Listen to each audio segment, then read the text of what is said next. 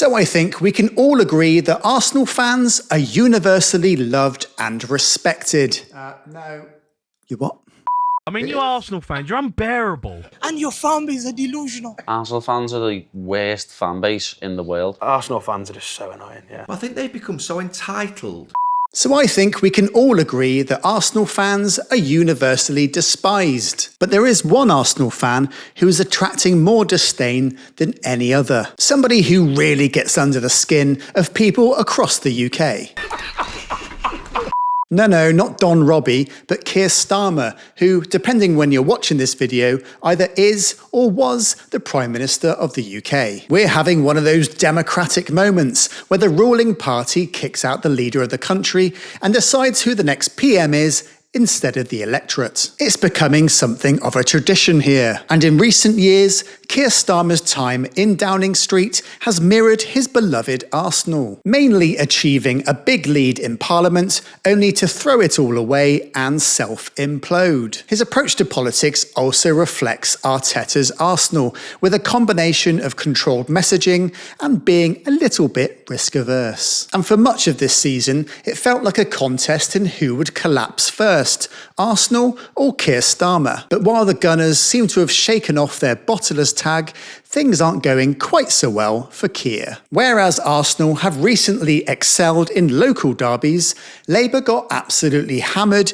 in the local elections. And as the UK economy continues to stall, this comes after a series of recent own goals that have piled the pressure on Keir Starmer, to the point that his own party is now seeking to remove him. And it's easy to forget that Keir actually won a massive majority at the last general election, arguably justifying Labour's shift away from another Arsenal-supporting politician, lefty Jeremy Corbyn. Think Liam Brady, a bit of a 70s throwback. Yet Labour switched to Keir Starmer, who, like Bukayo Saka, started out on the left and then slowly drifted over to the right. But while achieving that big majority, it did often feel at times like the country just wanted rid of the Tories, so Starmer never really enjoyed any form of honeymoon period. And one of the big criticisms of Starmer in the build-up to the election, and ever since really, was his inability to present his authentic personality. And while he definitely seemed like a good person, people just seemed to think he came across as a bit,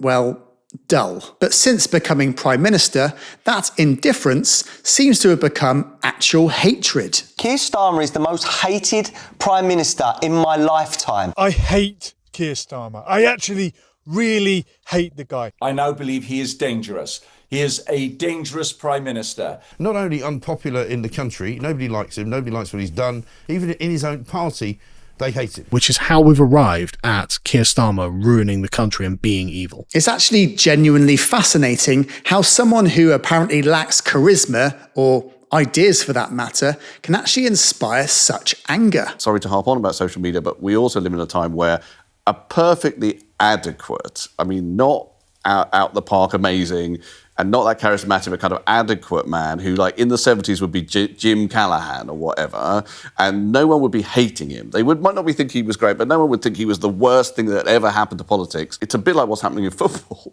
whereby a manager has to go, and everyone hates them if they haven't had immense success within 5 games or whatever. It's almost like the footballification of politics, fueled by social media, has groupthinked an entire section of the country into hating someone who just seems like a decent bloke. Or maybe it's just because he's an Arsenal fan. Either way, I concede that he's definitely not helped his cause, most notably the Mandelson debacle. But it seems like we've imported that post-truth phenomenon from our American cousins, where certain people in public office are held to different standards. For example, Keir Starmer, a long-time Arsenal season ticket holder, accepted corporate tickets from the club as the judgment was made that it wouldn't be possible impossible for Starmer to sit in his regular seats due to security fears and the costs that would involve in making it happen. This led to lots of criticisms and scrutiny from certain quarters. Yet compare that to the lack of scrutiny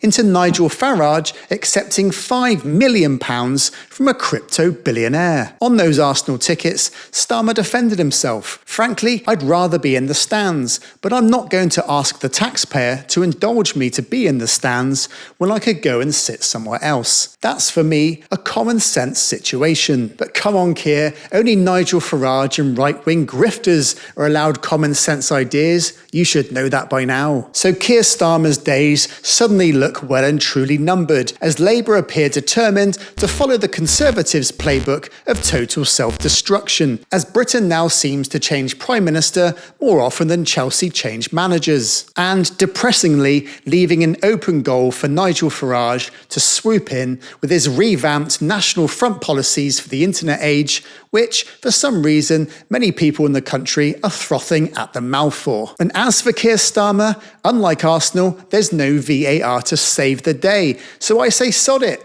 get your season ticket back and enjoy the football. Thanks for watching. I'm Steve. Give this video a like and subscribe to the channel for more like this.